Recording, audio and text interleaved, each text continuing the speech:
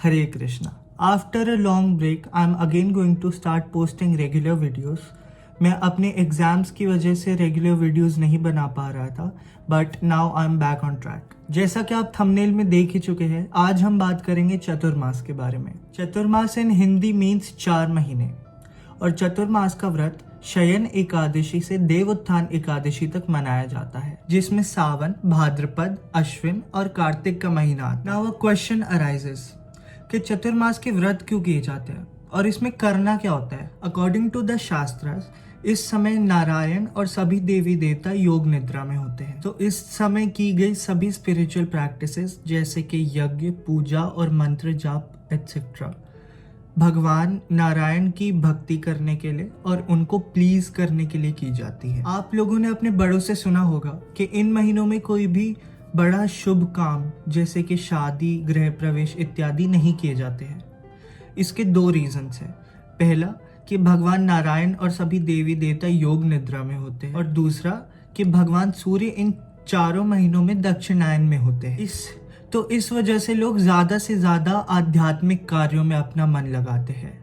आप सब भी इन चतुर्मास में ये 15 चीजें कर सकते हैं जिससे आप अपनी स्पिरिचुअल जर्नी को और आगे तक ले जा सकते हैं। पहला है धामवास। If possible, try to live for some time in Dham.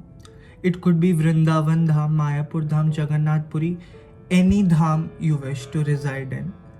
And ये भी ना हो सके तो कम से कम एक बार इन चतुर्मास में धाम में जरूर जाइए और भगवान का दर्शन कीजिए। द सेकेंड इज चैंटिंग इन ब्रह्म मुहूर्त।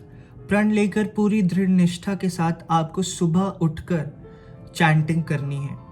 शुरू में बहुत मुश्किल होगा और खासकर गृहस्थ लोगों के लिए और भी ज़्यादा मुश्किल होगा, पर कोशिश करते रहिए। धीरे धीरे आप सुबह जल्दी उठने भी लगे, चैंटिंग भी करने लगे। The third is reading Holi scriptures.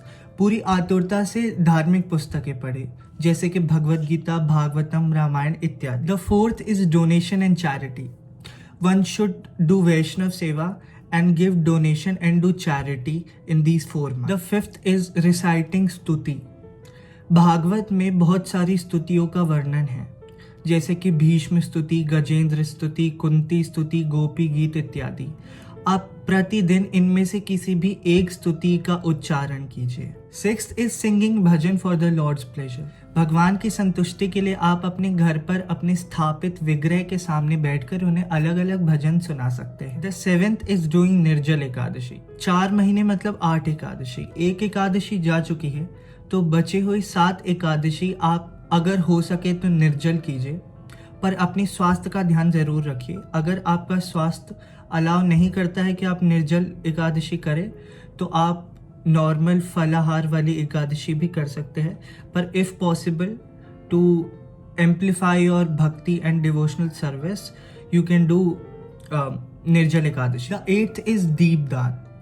आप अपने घर के विग्रह को, तुलसी महारानी को डेली दीप दिखाइए, चाहे सुबह या शाम, दोनों टाइम भी दिखा सकते हैं कि एक टाइम भी दिखा सकते हैं, आपकी इच्छा, पर एक बार कम से कम जरूर दीपदान कीजिए। 9th इज वैष्णव सेवा, मतलब वैष्णवों को घर बुलाना, उनको भोजन खिलाना, उनसे हरि कथा सुनना और उनका बाद में उच्चिष्ट खाना। 10th इज ब्रह्मचर्य।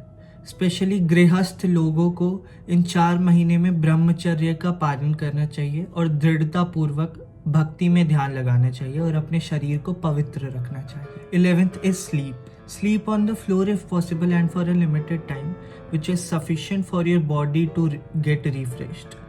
और अत्यधिक ना सोए और अपनी स्वास्थ्य का ध्यान रखकर ही करें। 12th is refrain from lying. झूठ बोलना, निंदा करना अगर हो सके तो पूरी तरह बंद करें, और अगर ना हो सके तो कम करने की कोशिश। 13th is sacrifice. पहले महीने पालक, दूसरे महीने दही और तीसरे महीने दूध और चौथे महीने उड़द दाल को खाना त्याग दीजिए। 14th sacrificing favourite food item. आप इसे एक तरह की तपस्या मानकर अपना कोई भी एक फेवरेट फूड आइटम छोड़ सकते हैं। And 15th and the final thing you can do is, ऊपर बताए गए जितनी भी चीज़ें हैं उन्हें यथाशक्ति आप अप्लाई करने की कोशिश कीजिए और दृढ़ता पूर्वक चतुर्मास की व्रत कीजिए। हरे कृष्णा।